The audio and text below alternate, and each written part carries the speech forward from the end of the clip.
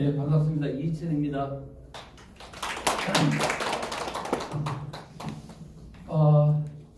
저를 이렇게 초청해 주셔서 너무 감사하고요.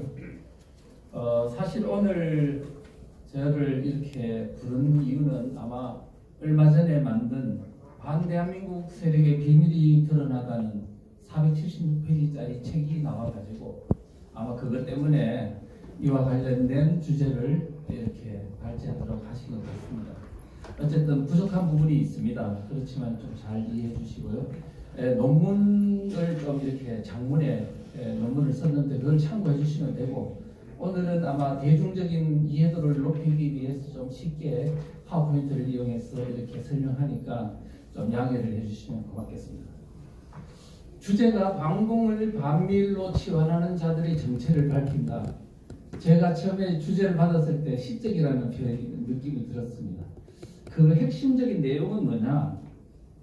반밀 세력의 실체를 밝힌다는 뜻입니다. 반밀 세력. 자, 그렇게 하고, 그럼 반밀 세력은 어떤 세력이냐면 반공을 무너뜨리려고 하는 세력입니다. 자, 그런 어떤 사상적 실체를 밝힌다는 어떤 내용을 가지고 오늘 강의를 진행하도록 하겠습니다.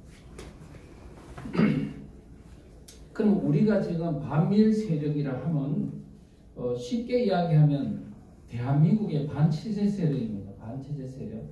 이 반체제 세력이 반일 반미의 형태를 띠고 활동을 하기 때문에 우리 일반 국민들이 볼 때는 미국의 잘못, 일본의 잘못이 있기 때문에 비판하는 건전한 세력인 것으로 착각하게 만들고, 그렇지만 우리가 본질을 보면은 대한민국의 자유민주주의 체제를 파괴하려는 반체제 세력이라는 그 실상을 잘 모른다. 오늘 이 시간을 통해서 그것을 좀 알아보자 하는 뜻으로 이제 이해를 하시면 될 것 같습니다. 양동환 교수님은 저의 사부님이시고 제가 15년 전에 만나가지고 많은 가르침을 받았습니다. 그분이 1988년도 현대공원에서 우익은 죽었는가 해서 지금 대학가에 반체제 세력 주사파들이 득세하고 있는데, 이런 식으로 가면 언제인가 모르겠으나 반드시 좌익 정권이 들어선다. 10년 후가 될지 아니면 한 세대 후가 될지 모르지만 반드시 그런 일이 벌어질 거라고 했는데 30년 뒤에 정확하게 문재인 주사파 정권이 등장했습니다. 그래서 양 교수님은 2017년도 4월달, 그러니까 대선이 있었던 당시죠. 그때 책을 냈습니다. 벼랑 끝에선 한국의 자유민주주의라는 책인데, 거기에서 저는 항상 이렇게 어디에 강의를 하면 꼭 소개를 합니다. 지금 대한민국이 느슨한 내전 상태이기 때문에 이것을 알고 반드시 모든 문제를 이해를 해야 된다라고 생각하기 때문에 그렇습니다. 자, 쭉 읽어보겠습니다. 대한민국에서는 지금 느슨한 형태의 내전이 진행 중이다. 이 내전은 대한민국의 반공적 자유민주주의 체제를 와해시키려는 세력과 반공적 자유민주주의 체제를 수호하는 세력 간에 전개되고 있다. 그러면서 이 지금 대통령 박근혜 대통령의 파면과 구속도 내전의 일환으로 진행된 것이고, 그 이후에도 내전은 계속된다. 대통령 선거도 내전의 일종이고, 대선 후에는 적폐청산이니 또는 완전한 새로운 나라 만들기 위한 명분으로 입국투쟁을 하게 될 것이다. 그러니까 헌법 바꾸고 법률 바꾸고, 지금 여러분이 아시는 검수완박이라는 이 것도 결국은 전투의 하나입니다. 체제 전투. 그 다음에는 북한과 관련된 전투가 있을 것이고, 그렇게 이야기하면서 이와 같은 사상적 대립에서 비롯된 내전은 지속될 것이다. 언제까지 지속되냐? 국민의 다수가 민주 세력, 진보 세력으로 왜곡되게 호칭하는 세력의 상당수가 자유민주주의 체제를 전복하려는 반체제분자들이라는 사실을 정확히 인지하여 그들을 단호히 배격할 때까지, 알아서는 안 되고 알고 단호히 배격하는 행동을 해야 됩니다. 그 다음에 국민의 다수가 깨달아야 합니다. 그래서 오늘날 우리 지금 여기서 학술회의를 하고 역사연구재단을 만드는 목적도 결국은 국민의 다수를 깨닫게 하기 위한 과정의 일환으로 볼 때 굉장히 그 의미하는 바가 긍정적이고 크다 이렇게 생각합니다. 양동환 교수님한테 얼마 전에 물어봤습니다. 지금 윤석열 시대가 열렸는데 어떻게 생각하십니까? 그랬더니 지금 대한민국 벼랑 끝에 선 대한민국의 위기가 5년 더 연장됐을 뿐이다. 지금 우리가 승리의 마침표가 아니고 이제 전투의 일환이 계속될 것이다. 이제 이런 생각을 하고 이번에 대선도 지방선거도 지금 국회에서 일어난 이 모든 입법 투쟁들도 다 전투의 하나다. 그래서 지금은 절대로 종결된 상태가 아니라는 것을 우리가 아셔야 된다. 이 말씀드립니다. 그런데 우리나라는 어떤 나라였냐 하면은 원래 우리나라는 우익의 나라입니다. 우익이라 하면 자유민주주의 체제를 말해요. 자, 이 우익의 나라였는데 왜 그러냐 하면 건국될 때부터 6.25 전쟁을 거치면서 공산 집단들의 어떤 침략으로부터 피를 통해서 우리 자유우방이 다 도와줘가지고 결국은 피를 흘리면서 지킨 자유민주주의 체제 우익의 나라입니다. 그런데 이게 어느덧 세월이 흘러 지금은 좌익이 선거를 통해서 정권을 잡는 해괴망측한 일이 이 땅에서 벌어졌습니다. 아마 세계사적인 일이라고 생각하는데 사실은 그러면 대한민국의 우익의 나라 반공적 자유민주주의 체제에 대한 사상적 합의가 우리 국민사회에서 모두가 공유되는 시기가 있었어요.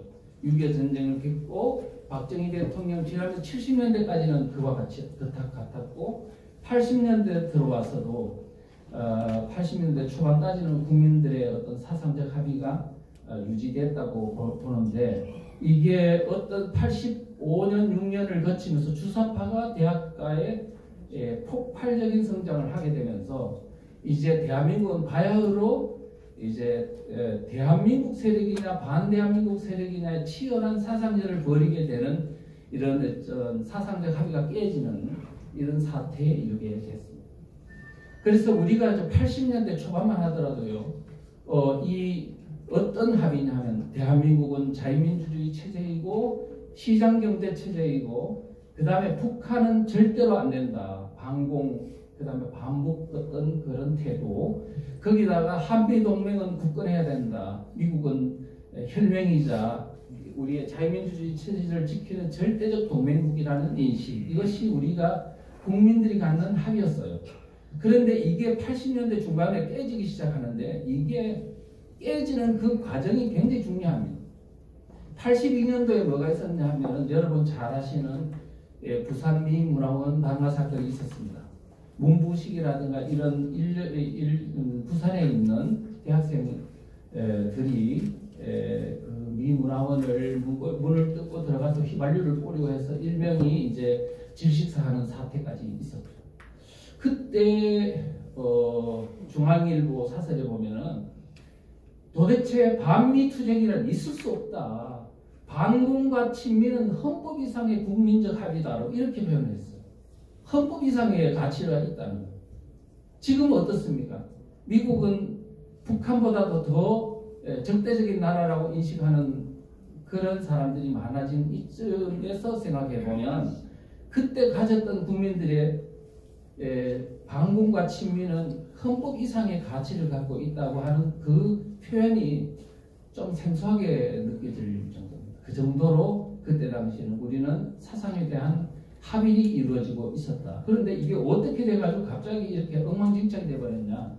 바로 그 발단은 1985년도 주사파의 등장이라고 볼 수 있습니다. 1980년대 중반 대학가 운동권 갑자기 왜 미국을 공개했나. 자, 김영환이라고 이제 서울대 법대 82학번입니다. 그런데 그 사람이 이제 강철서신이라는 문건을 만들어 가지고 86년도 3월 달에 개학하면서 대학가에 들어갔습니다. 물론 85년도 그 중반경 이후에 이제 이 사람이 이제 연구를 하고 해서 이제 뭐 다른 문건도 있었지만 어쨌든 결정적인 문건은 강철서신입니다. 근데 그 핵심 내용이 뭐냐 하면은 너무 간단해요. 남한 사회는 미국의 신식민지다. 그래서 남한 변혁을 위해서는 제국주의 미국을 우선 추출해야 된다. 지금까지 우리 사회주의 혁명이라고 하면, 인민민주주의 혁명이라고 하면 프롤레타리아 노동자 계급이 중심이 돼가지고 뭐냐면 자본가 계급을 타도해서 이제 혁명을 일으킨다, 이런 개념을 갖고 있었는데, 갑자기 타도 대상이 자본가 계급에서 갑자기 누구로 바뀌었냐면 미국으로 바뀌어버렸습니다. 미국을 타도해야 된다는 거예요. 아니 갑자기 이렇게 바뀌는 그런 어떤 혁명의 이 혁명 논리는 뭐냐면 민족해방 민중민주주의 혁명이다 하는 건데, 이게 어디서 나온 거냐, 이 어떤 그 혁명 논리가, 전략 전술이 바로 북한입니다. 그래서 지금 이와 같은 김영한의 머리에서 나온 게 아니고 사실은 북한에서 나온 겁니다. 자, 지금 86년도 대학가에서 민족해방 민중민주주의 혁명이라는 이 어떤 전략 전술이 이제 나타나고, 거기에 따라서 미국을 이제는 제1주적으로 타격을 가하기 시작한 이제 80년대 중반의 대한민국은, 이걸 어떤 의미로 해석해야 되냐, 이제 북한의 대남 적화 전략을 수용한 일련의 어떤 주사파 혁명가들이 이제 대한민국의 대학가에 본격적으로 등장했다 하는 의미로 이해하면 될 것 같습니다. 자, 그래서 이제 이 김영한의 어떤 이 문제를 어떻게 바라봐야 할 것이냐 볼 때, 그러면 김영한이가 강철서 신하고 이런 혁명 이론을 만들 적에 뭐를 참고했느냐 보면요, 일단 물론 과거에 김일성 활동 역사책들을 좀 많이 본 것 같아요. 거기다가 난민전이라고 79년도에 소위 말하면 주체 사상을 추종하는 혁명가 그룹이 조직이 지하당이 있었거든요. 그 난민전 공소장을 참고했고, 그 다음에 또 서울대 도서관에 있는 통일부 관련 자료 등을 참고했습니다. 거기다가 85년도 이제 8월 달부터 북한에서 이제 과거 통역당 목소리 방송이라고 대남 방송이 있었는데, 그거를 구국의 소리 방송으로 이제 개편을 하면서 지금 대한민국 대학가에서 학생들을 위한 맞춤형 방송으로 바꿔놨습니다. 이제 거기서 이제 많은 주체 사상 강의라든가 이런 것들이 이루어지게 되면서 그것을 참고했습니다. 그러니까 다시 정리하면, 김영환이가 지금 만든 대한민국의 주사파가 폭발적으로 성장한 배경은 북한의 대남방송, 그러니까 북한의 대남방송이 제자훈련을 정확하게 잘 시켜가지고 빅뱅이 일어난 것이다. 결국은 뭐냐면 옛날에 남로당을 통해서 전파된 게 아니고, 희석된 게 아니고, 북한에서 바로 그냥 이렇게 다이렉트로 제자를 양성해서 만들어진 그 그룹이 지금 주사파다, 이렇게 이해하시면 될 것 같습니다. 그래서 이는 바로 북한의 대남 공작의 결과다, 이렇게 이해하시면 되고, 자, 그러면 지금 주사파들이 만든 대남 혁명 전략은 결국은 북한의 대남 혁명 전략에서 따왔다고 말했습니다. 자, 그게 NLPDR이라고 합니다. 근데 지금 북한의 대남 적화 전략 NLPDR, 그러니까 민족해방 인민민주주의. 그런데 우리의 주사파들은 민족해방 민중민주주의, 인민이란 말을 민중으로 바꾼 거에 불과합니다. 그래서 내용은 대동소이가 똑같습니다. 그러면 북한에서 만든 NLPDR은 언제 만들어지고 공식화됐냐 하면 1960년대 한 중반쯤 이 용어는 등장했는데, 이것을 공식화한 것은 1970년이라고 합니다. 70년 11월 달에 조선노동당 제5차 대회 김일성 연설에서부터 그 내용이 이제 공식화했습니다. 그래서 결국은 핵심은 뭐냐, 미제를 축출했다. 미제를 축출하고 정권 타도하고, 그리고 인민민주주의 정권을 수립하고 연방제 통일하고, 그리고 2차 사회주의 혁명을 일으켜서 사회주의 국가로 통일하고, 뭐 이런 얘기죠. 그때 70년 똑같은 해에 뭐가 있냐면, 김일성이가 공작기관을 방문해서 각근이론이라는 것을 주장했습니다. 각근이론이라면 갓이 있는데 이 갓을 고정하는 어떤 두 개의 끈이 있다. 이 끈을 하나라도 이렇게 자르면 갓이 날아간다. 마찬가지로 대한민국을 체제를 수호하는 두 개의 끈이 존재하는데 그건 하나는 미국이고 하나는 한미동맹이고 하나는 한일 간의 관계다. 그래서 이걸 하나라도 끊으면 결국은 대한민국은 공산화 적화시킬 수 있다. 이런 얘기죠. 그러니까 이와 같은 논리. 그런데 이와 같은 미국을 없애야 된다는 이 논리가 어디서 나온 거냐? 저는 추정컨대 베트남전이라고 생각합니다. 베트남전은 여러분 잘 아시다시피 67년에 무슨 사건이 있었냐 하면 베트남에서 남베트남 대선이 있었어요. 대선. 대통령 선거에서 야당에서 쫑딘주라는 대통령 야당 후보 변호사가 이제 출마를 했는데요. 나중에 이제 이 사람이 공산주의자라는 게 나중에 적화된 후에 밝혀졌습니다. 밝혀졌고 그리고 대선에서는 17%를 얻었습니다. 상당한 많은 지지를 얻은 거죠. 근데 한국보다는 덜 얻었으니까 한국이 베트남 그 상황보다는 훨씬 더 위험한 상황이다. 이렇게 보시면 돼요.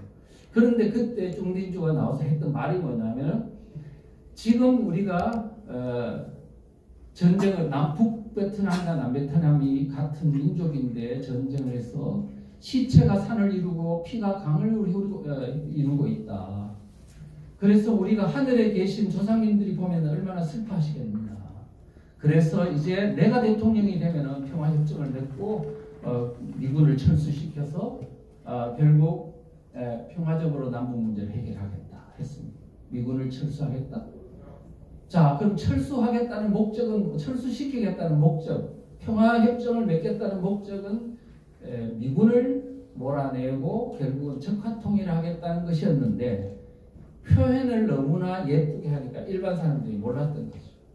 자, 그랬습니다. 결국 그 선전선동이 누구를 대상으로 했냐면 남베트남 국민들을 선전선동하고 반전 반미운동을 하도록 선정하는 거고 나아가서는 미국 국민들을 전 세계에 있는 대학생들한테 이게 파급 영향을 미치기 위해서 했던 거죠.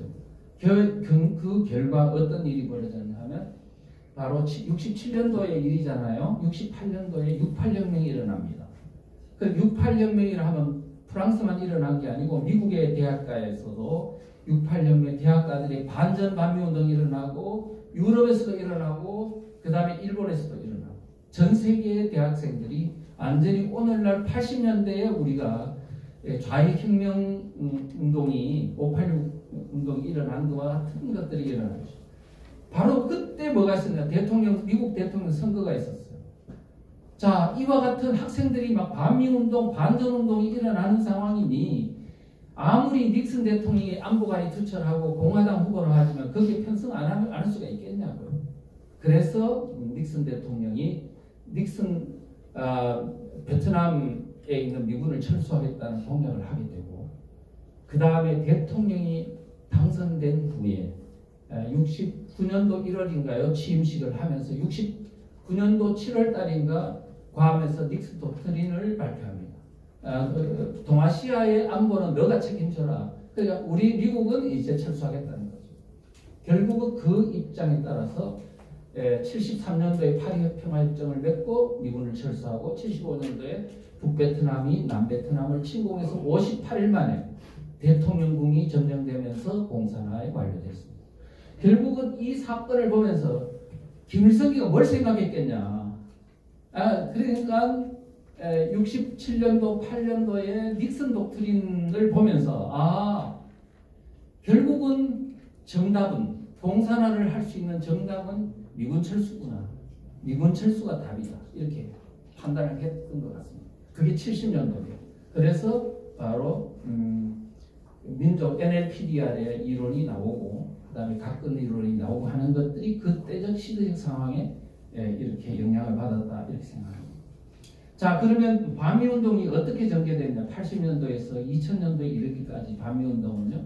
우태영 기자라고 조선일보 기자가 파리들의 노름이라는 주사파들이 대학가에서 활동했던 내용들을 정리한 책입니다. 여기 보면요. 이 사람이 정말 놀랐던 거는 86년도 3월 18일 날 서울대 학생들이 시위를 했는데 갑자기 그동안에는 전혀 보이지 않았던 반전 반의 양키고홈이라는 구호를 외치는 걸 보고 이 사람이 충격을 받았다는 겁니다. 이전에는 전두환 타고 학원민주화라고 주장했는데 이제는 정면으로 미국을 타격하는 쪽으로 이렇게 주장하는 걸 보고 뭔가 이상한 변화가 일어났다고 생각합니다. 그게 바로 뭐냐?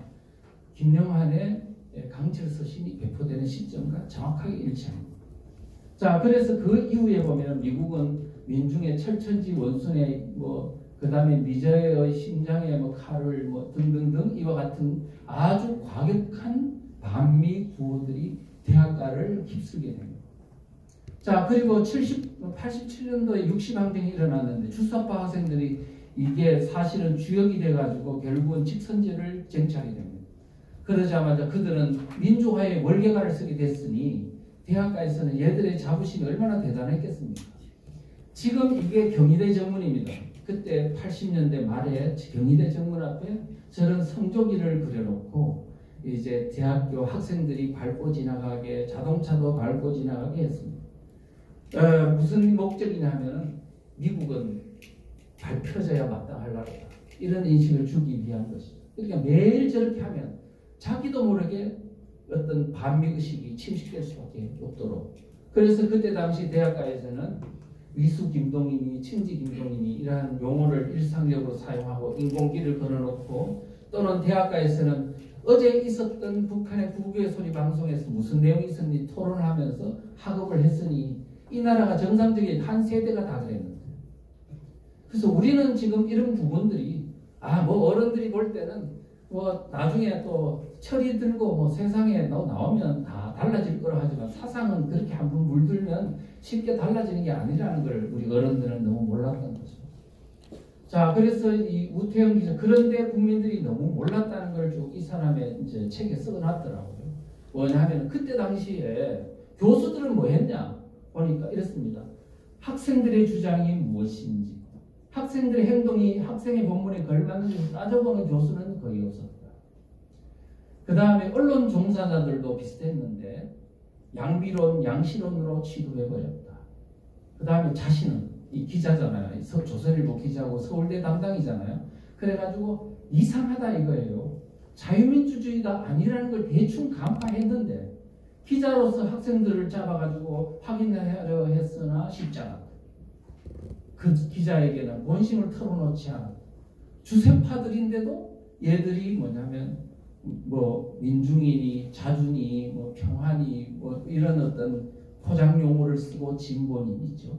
거기에다가 민족의 자주를 위해서 미국을 몰아내야 되는데 이렇게 포장을 해버리니까 자기들의 사상적 실체, 종국이니 주체 사상이니 이런 것들 이야기를 안 하니까 일반 사람들은 알기가 되게 어려운 거죠. 양동환 교수님은 그 사상 전문가시잖아요. 그분은 언제나 88년도에 이미 이상하다. 그들의 문건을 보고 알았다는 거예요. 87년도부터 문건을 보고 알았다. 그래서 이런 식으로 하면 언제 가는 거에서 얘들이 앞으로 대한민국을 주도하는 세상이 오면 반드시 문제가 된다고 봤던 겁니다. 그런데 그분이 그러더라고요. 이 93년 4년이면 김영삼 정부 때 아닙니까? 김영삼 정부 때 쓴 민족 정론에 있는 한 이렇게 글을 보니까 필자의 직장, 그러니까 그때 당시에는 정신문화연구원, 현 한국학중앙연구원에서도 요즘 우리 사회의 반체제 세력이 어디 있는가? 라고 묻는 반문하는 교수도 있고, 또 일부 국민들은 문민정부가 됐으니 좌익도 사라질 것으로 착각하고 있다.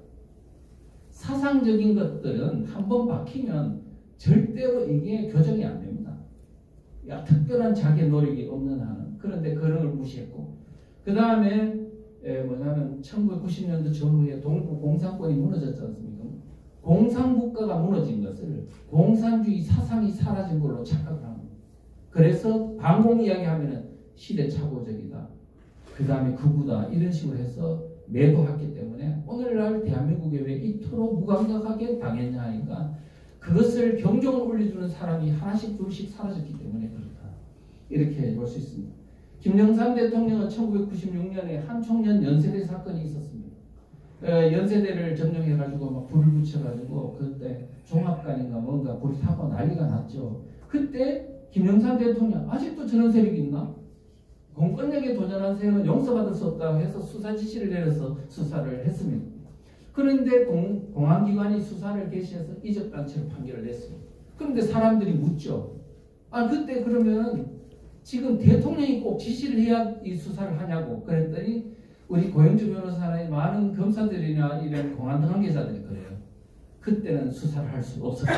왜 그러냐? 국민들이 수사를 하면 지금 어느 시대인데 지금 학생들을 지금 빨갱이로 몰아가느냐고 이렇게 막 역공을 하기 때문에 검찰이 흔들려가지고 도저히 안 되고 내부적 정부 내에도 반대가 심해가지고 수사를 할 수 없었다는 거예요. 대통령이 지시를 했으므로 수사를 했고 결국은 이적단체로 판결이 났다. 자, 2000년도에 들어옵니다. 2000년도 김대중 정부는 죽어가던 주사파들이 다시 소생하는 계기가 됐습니다. 그래서 그때 김영삼 정부가 들어서 이해찬 이제 교육부 장관이 되면서 정교조 합법화가 됐죠. 1999년도에 이후에 이제 소위 말하면 이게 해직된 교사들이 이제 교단으로 다시 들어와서 이제 그때부터 이 사람들이 학생들을 대상으로 말하자면 주사파 제자 훈련을 광범위하게 시키게 되면서 이제 교단은 그야말로 이제 주사파의 세상이 되는. 그래서 지금 그들의 영향권 아래서 오늘 대한민국이 이토록 심각한 상황이 됐다. 이런 걸 이제 아셔야 돼요. 언론이 장악당하고 인터넷 매체가 양산되고요.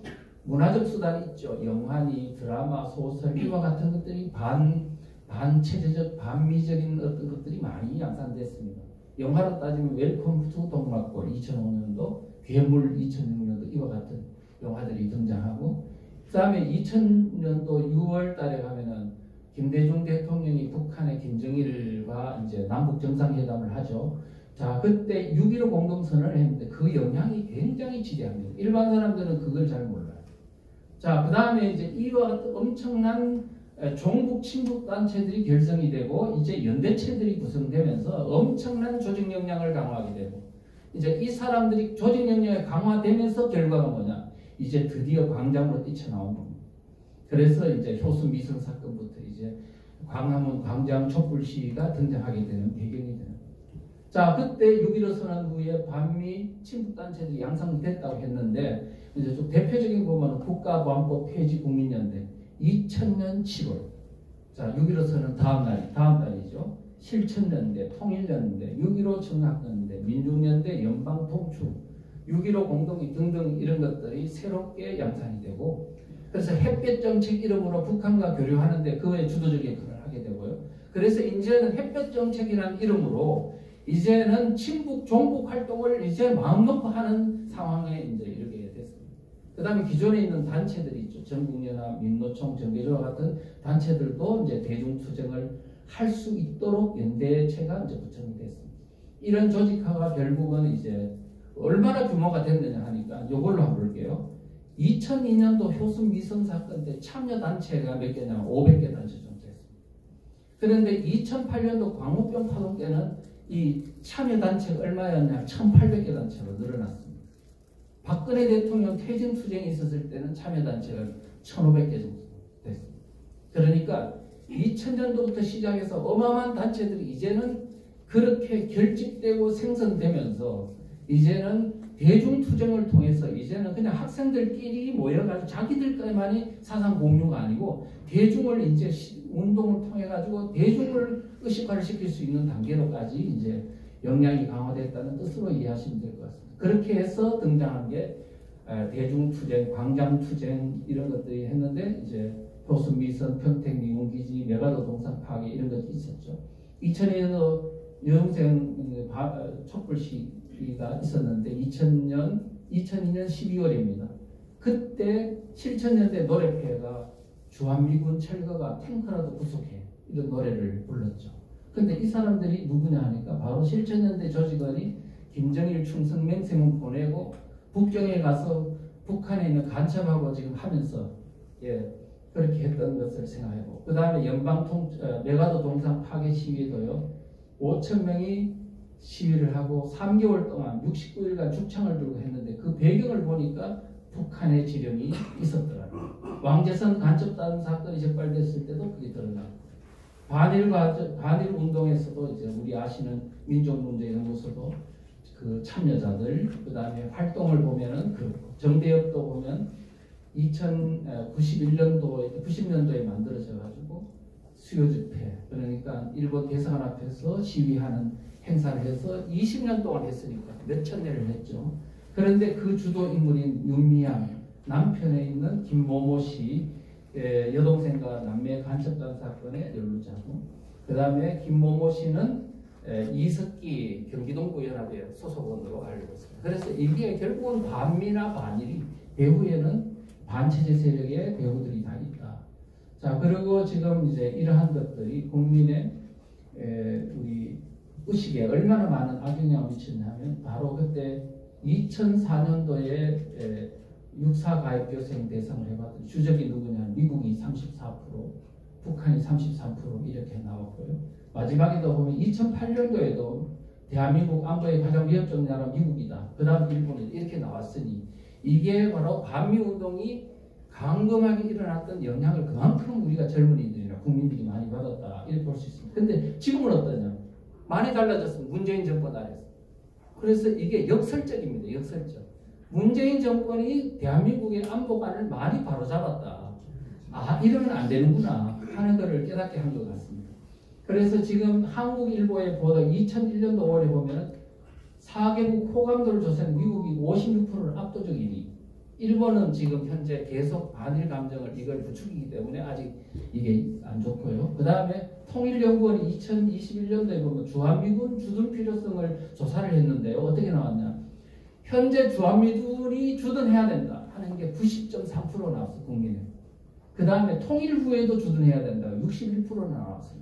이걸 보면 지금 현재 북한의 핵 위협이 이제 현실화되는 시점에서 지금 문재인 정권 아래 있는 이러한 친북적인 어떤 그런 행동들이 결코 우리 지금 안보를 지켜줄 수 없다는 걸 국민들이 스스로 자각한 결과가 아닌가 이제 이렇게 생각합니다. 그래서 마지막으로 지금 어떻게 해야 되느냐? 반밀 세력의 선전을 좀 무시하고 제대로 그들의 실체, 사상적 실체를 아는 게 매우 중요하다. 그래서 반미, 반일 프레임에 말려들지 마라. 그들의 실체를 보자. 그 다음에 역프레임을 걸어라. 뭐냐 하면 반일을 이야기하면 그들의 주장에 매몰되지 말고 반일은 곧 반미고 반미는 곧 반반공, 친북, 친공, 반대한민국, 연방제 통일이라는 북한의 대남 전략과 맞닿아 있다는 것을 우리가 실체만 안다면 그들의 어떤 선전선동에 휘둘리지 않을 수 있다. 그리고 우리가 사상적 실체를 보려면 안 속으려면 결국은 이런 책들을 통해서 사상전이 무엇이고 체제전쟁이 지금 어떤 상황인지 또 반체제 세력은 지금 어떤 실체인지 전략 전술은 뭔지 이런 것들을 아는 노력이 필요하다. 이렇게 말씀을 드리고 오늘 강의를 마치도록 하겠습니다. 고맙습니다.